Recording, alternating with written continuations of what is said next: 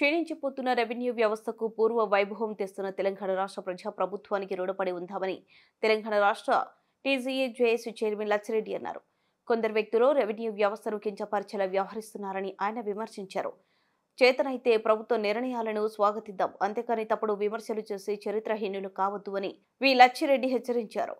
సంగారెడ్డి జిల్లా కేంద్రంలో జీపీఓలు విధులు బాధ్యతలు భూభారతి చట్టంపై అవగాహన కార్యక్రమం మంగళవారం సంగారెడ్డి జీపీఓల సంఘం జిల్లా అధ్యక్షుడు సత్యనారాయణ అధ్యక్షతన ఘనంగా జరిగింది. ఈ సందర్భంగా జేఏసీ చైర్మన్ లచ్చిరెడ్డితో పాటు టీజీటీఏ రాష్ట్ర ప్రధాన కార్యదర్శి రమేష్ పాక, జీపీఓల సంఘం రాష్ట్ర అధ్యక్షుడు గరికే ఉపేంద్రరావు, ప్రధాన కార్యదర్శి లక్ష్మీ నరసింహులు, వివిధ జిల్లాలకు చెందిన పలువురు జీపీఓలు బాధ్యులు తదితరులు ప్రసంగించారు.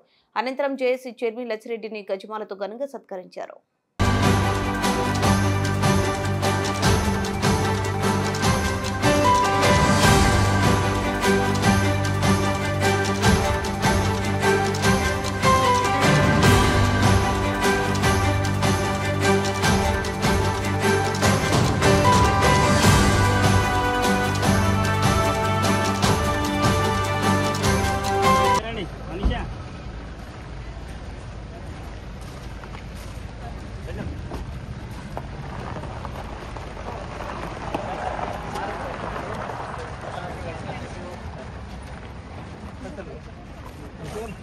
फोटो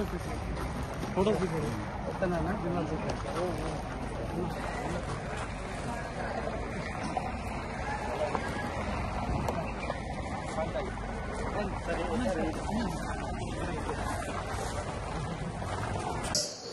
సదస్సుకు చేసిన ఉద్యోగ ఉపాధ్యాయ అవుట్సోర్సింగ్ కాంట్రాక్ట్ పెన్షనర్ కార్మిక పెన్షనర్ సంఘాల రాష్ట్ర జేఏసీ చైర్మన్, రెవెన్యూ ఉద్యోగుల జేఏసీ చైర్మన్, డిప్యూటీ కలెక్టర్ల సంఘం రాష్ట్ర అధ్యక్షులు, మన ఆత్మీయ అన్నగారు దేవుడిచ్చిన అన్న గౌరవనీయులు లచ్చిరెడ్డి గారు మన యొక్క సమావేశానికి వారి యొక్క అమూల్యమైన సమయాన్ని కేటాయించినందుకు, మనందరినీ ఆశీర్వదించడానికి వచ్చినందుకు, మనకు ఆపదలో అండగా నిలిచినందుకు అన్నకి హృదయపూర్వక కృతజ్ఞతలు, స్వాగతం, సుస్వాగతం.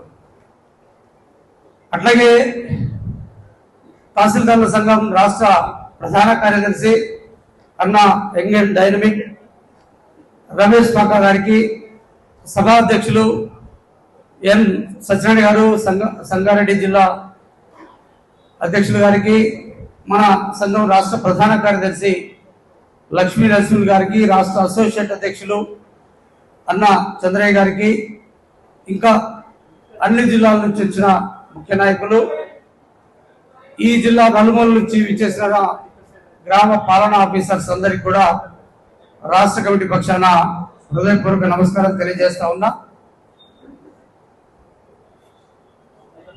ఈరోజు గ్రామ పాలనా ఆఫీసర్లుగా ఒక ఆత్మగౌరవంతో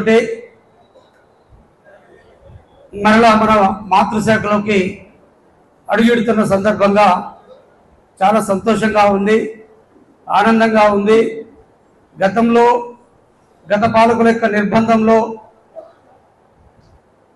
ఎంతో మానసిక వికలాంగుల్లాగా ఆత్మన్యూనతా భావంతో ఆందోళనగా జీవించి ఈ ప్రజాస్వామ్య రాష్ట్రంలో మన స్వేచ్ఛకు భంగం కలిగి, మనకు వాక్చాతుర్యం లేక మన గొంతుని నొక్కేసి మన ఆత్మగౌరవాన్ని తాకట్టు పెట్టినటువంటి పరిస్థితిలో నిశ్చేష్టులు, ఎటువంటి ఇక మనకు న్యాయం జరగదు, ఎక్కడ చెప్పుకునే స్కోప్ లేదు, ఎక్కడ అవకాశం లేదు, ఇక మన బతుకులింతేనే ఒక నిట్టూర్పు వాతావరణంలో ఉన్నటువంటి పరిస్థితిని 10 సంవత్సరాలుగా అనుభవించాం.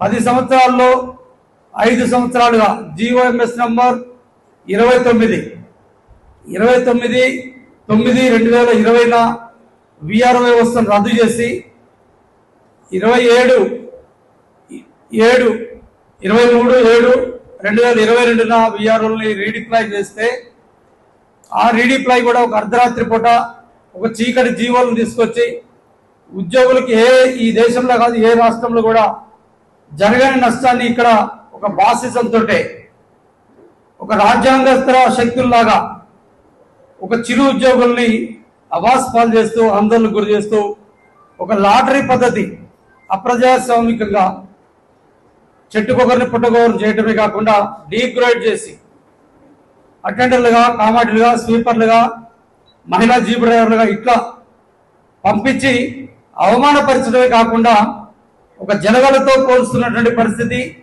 రాక్షసులతో పోల్స్తున్న పరిస్థితి, కుక్కల తోకలతో పోల్స్తున్న పరిస్థితి, ఇట్లే కాకుండా అనేక రకాలుగా ఈ సమాజంలో తలదించుకొని తిరగలేని పరిస్థితిలో కుటుంబ సభ్యుల యొక్క, బంధువుల యొక్క, స్నేహితుల యొక్క ఫంక్షన్లు కూడా పోలేని పరిస్థితిలో ఎంతో అవమాన భారం తట్టుకోలేక వందలాది మంది సోదరులు చనిపోవడమే కాకుండా ఒక తహసీల్దారులు అయితే పెట్రోల్ పోసి తగలబెట్టి మర్డర్ చేసిన దాకా ఒక తహసీల్దారు టెన్షన్ తట్టుకోలేక ఆత్మహత్య బలవన్మరణం చెందడమే కాకుండా ఒక రెవెన్యూ డిపార్ట్మెంట్ అంటే ఒక చీడ పురుగుల్లాగా సమాజంలో ప్రజలకు దూరం చేసినటువంటి పరిస్థితి మనం చూసాం. ఎంతో హృదయ విదారకరమైనటువంటి పరిస్థితుల నుంచి ఈరోజు నేను రెవెన్యూ ఉద్యోగిని, నేను ప్రజలకు సేవ చేసేవాడిని, ఈ కేంద్ర రాష్ట్ర ప్రభుత్వాల యొక్క పాలనని ప్రజలకు తీసుకుపోయేవాడిని, ప్రజా అభివృద్ధిలో పాలు పంచుకునేవాడిని, ప్రజా సంక్షేమ పథకాల్లో లబ్ధిదారులు ఎన్నికలు చేసేవాడిని, ఈ చట్టబద్ధమైన ఎన్నికలు నిర్వహించేవాడిని, ఈ ప్రోటోకాల్ విషయంలో విఐపీలు గ్రామాలకు సందర్శిస్తే అక్కడ మరలా వాళ్ళు గ్రామం నుంచి వదిలిపెట్టి వెళ్ళిపోయే వరకు కూడా వారికి సమస్త సమాచారాన్ని అందించేవాడిని. ఇక చెప్తే ప్రజలకి దైనందిన జీవితంలో ఒక తలలో నాలుకలా వ్యవహరించడే కాకుండా వాళ్ళకి ఎంతో ప్రభావితం చూపే విధులు నిర్వహించే వాడిగా ఈరోజు నా ప్రజలకు నేను సేవ చేసేవాడిగా మరలా నాకు అవకాశం వచ్చింది. ఇది ఒక అదృష్టంగా భావించే వరకు కూడా ఈరోజు అండగా నిలబడ్డ మహనీయులు ఈరోజు లచ్చన్న. ఆ లచ్చన్న ఆనాడు ప్రభుత్వానికి చాలా చక్కగా ఉన్నాడు. గత ముఖ్యమంత్రితో చాలా దోస్తానికి ఉన్నాడు. ఈ రోజు లచ్చన్న నేను ఏదైతే అన్నదమ్ములుగా భావిస్తా ఉన్నా ఎంత సొంతగా ఉన్నామో ఆనాడు ముఖ్యమంత్రితో కూడా అదే సంఖ్యత ఉన్నాడు. లచ్చన్న లేకపోతే ముఖ్యమంత్రి గారు కలగనేవాడు, ఎక్కడున్నాడు లచ్చన్న అని పిలుచుకునే పరిస్థితి. అట్లాంటి పరిస్థితి నుంచి ఒక బద్ధశత్రువుగా ఎందుకు మారాడు అది మీ అందరికి తెలవాలా. ఒక బద్ధశత్రువుగా ఎందుకు వెలిగాడు అంటే తనున్నటువంటి డిపార్ట్మెంట్ ఒక అద్భుతమైన డిపార్ట్మెంట్, ఒక 400-500 సంవత్సరాలు కలిగిన చరిత్ర కలిగిన ఒక డిపార్ట్మెంట్. ఎప్పుడో శేషాసూర్ కాలం 1540-45 సంవత్సరాల కాలంలో పుట్టిన డిపార్ట్మెంట్ ని ఒక అపారమైనటువంటి ప్రజా ఆదరణ ఉన్నటువంటి డిపార్ట్మెంట్ ని ఈరోజు చిన్నాభిన్నం చేస్తుంటే నా తమ్ముళ్ళని ఈరోజు చెట్టుకోకుండా పుట్టుకోకుండా చేసి వాళ్ళ కుటుంబాలను ఆగం చేస్తూ ఉంటే వాళ్ళ కుటుంబాల్లో దాంతరంగా ఆందోళన ఉండి అకాల మరణాలు చెందుతూ ఉంటే తన మనసు వికటించింది, బాధ కలిగింది, ఆందోళన కలిగింది. నా వేలాది కుటుంబాల యొక్క భద్రతని చూడకపోతే నాకు ఈ పదవి అవసరం, నాకు ఈ ముఖ్యమంత్రితో ఈ సంబంధం అవసరం లేదు. కాబట్టి నేను నా వాళ్ళని కాపాడుకోవాలి, నా తమ్ముళ్ళు నేను రక్షించుకోవాలి, నా తమ్ముడు కుటుంబాల్లో నేను వెలుగులు నింపాలి, నా తమ్ముళ్ళు ఈరోజు సమాజంలో గౌరవంగా బతకాలి. కాబట్టి నేను తప్పకుండా దీన్ని ఈ టేకప్ చేయాలి అని చెప్పేసి ఆనాడు ముఖ్యమంత్రితో నయానా భయానా చెప్పినప్పటికి కూడా వారు వినకపోగా వారు అన్నని కోపడిన పరిస్థితి.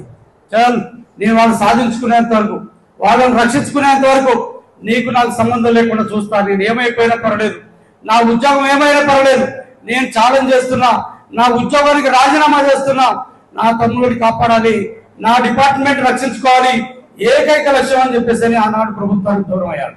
ప్రభుత్వం టార్గెట్ చేసింది, అన్నని దూరం పంపించింది. అయినప్పుడు కూడా నాకు ఈ ఉద్యోగం అవసరం లేదని రిజైన్ చేశాడు. ఆ రిజిగ్నేషన్ కూడా మరి ఒప్పుకోలేని దద్దమ్మలుగా ఉన్నటువంటి పరిస్థితి. ఆ తర్వాత తన దగ్గర ఉన్నటువంటి సోదరులందరూ కూడా, తన సభ్యులందరూ కూడా పారిపోయిన పరిస్థితి, తెలివిగా వ్యవహరించిన పరిస్థితి. ఆ సందర్భంలో నా విఆర్ను రక్షించుకోవడం కోసం నా సంక్షేమ సంఘం ఎదురటి పోరాటం చేస్తుంటే ఇక కాసుకో కేసీఆర్ అనే సందర్భంలో అప్పుడు అన్న అండగా ఉండి మీకు నేనున్నా, గో హెడ్, మీరు మిమ్మల్ని రక్షించుకోవడం కోసం మీరు ప్రయత్నం చేయండి, మిమ్మల్ని కాపాడుకోవడం కోసం నేను ప్రయత్నం చేస్తా, 100% ఏమైనా పర్వాలేదని చెప్పేసి వెళ్ళినటువంటి మనం చేసిన అనేక పోరాటాల్లో అండగా ఉండి మనల్ని ముందుకు నడిపించినటువంటి ధీరుడు మన లచ్చన్న. అంతేకాదు నేను అనారోగ్యం పాలై హాస్పిటల్లో పడుకుంటే నా దగ్గరకు వచ్చి నువ్వేం వర్రీ కాకు, నేనే ఉపేందర్, నేనే లచ్చిరెడ్డి, ఈ సమస్యలన్నీ కూడా నేను టేకప్ చేస్తా, నీ సోదరులే నా సోదరులు, తప్పకుండా నీ కుటుంబాలన్నింటినీ కాపాడతా, నువ్వేం భయపడకు అని చెప్పేసి అండగా నిలబడి ఈ ఆనాడు అభద్రతగా ఉన్నటువంటి సోదరులందరూ కూడా జిల్లాలు తిరిగి లక్షలాది రూపాయలు ఖర్చు పెట్టుకొని ఆ రోజు ఆత్మగౌరవ సభలు పెట్టారు. ఆ ఆత్మగౌరవ సభల్లో మీరెవరో ధైర్యపడకండి, మీకు పెద్దన్నగా నేనున్నా, మీకు ఒక రక్షకుడిగా నేనున్నా, నా టీం ఉంది, తప్పకుండా మీ జిల్లాలో వచ్చి మిమ్మల్ని ఓదారుస్తాను, ఆదరిస్తాను, మీ సమస్యలన్నీ పరిష్కారం చేస్తానని చెప్పినటువంటి వాడు. అంతేకాదు ఈ రోజు కూడా ప్రజాప్రభుత్వం వస్తే ప్రజాప్రభుత్వంలో గౌరవ ముఖ్యమంత్రి గారితో, గౌరవ రెవెన్యూ మినిస్టర్ గారితో, గౌరవ ప్రిన్సిపల్ సెక్రటరీ గారితో కూడా చక్కటి నేపథ్యంతో ఉండి ఈ రోజు భూభారతి నిర్వహణలో కానీ, భూభారతి తయారులో కానివ్వండి, ఈ రోజు రూల్స్ ఫ్రేమ్ అయ్యేదాంట్లో కూడా అన్నే ఒక భాగస్వామిగా ఉండి, ఒక అధికారిగా ఉండి ఈ రోజు అనుకూలమైన జీవోలు బిఆర్ఓలు ఎట్లా తీసుకురావాలి, బిఆర్ఏలు ఎట్లా తీసుకురావాలి అనేది చట్టంలోనే పొందుపరిస్తే ఈ రోజు చట్టం ద్వారా మనం అందరికి తీసుకొచ్చినటువంటి ధీరుడు మన లచ్చన్న. ఇప్పుడు అదే కాదు, ఈ రోజు ఆప్షన్లు ఇవ్వని చెప్పి అడిగాం, అన్న ఆప్షన్లు పెట్టించాడు. ఎందుకంటే కొంతమంది ప్రమోషన్లు వచ్చి వెళ్ళిపోయారు, కొంతమంది మంచి డిపార్ట్మెంట్ లో ఉన్నారు, వాళ్ళని డిస్టర్బ్ చేయొద్దు. ఈ రోజు అవమానాలు పడి ఈ రోజు ఇంత డిపార్ట్మెంట్ పోతే కొంతమంది బెయిల్ జరిగిందన్న, కాబట్టి ఆప్షన్లు ఇప్పించండి అంటే ఆప్షన్లు ఇప్పించారు. ఈ రోజు కొంతమంది అవివేకులు ఎన్నో అభాండాలు వేస్తున్నారు, ఈ రోజు 10th వాళ్ళు రారండి, ఈ రోజు జీరో సర్వీస్ అని, వీటన్నిటికీ కూడా ఎన్ని సమాధానం చెప్పేది మేమే, వాళ్ళకేం బాధ్యత లేదు. వాళ్ళు అనుమానాలు క్రియేట్ చేయటం, ఆందోళన క్రియేట్ చేయడం తప్ప వాళ్ళకి చరిత్ర అంటూ లేదు. కానీ చరిత్రను తిరగరాసేది మేము. లచ్చిరెడ్డి గారు ఈ రోజు చరిత్రను తిరగరాశారు.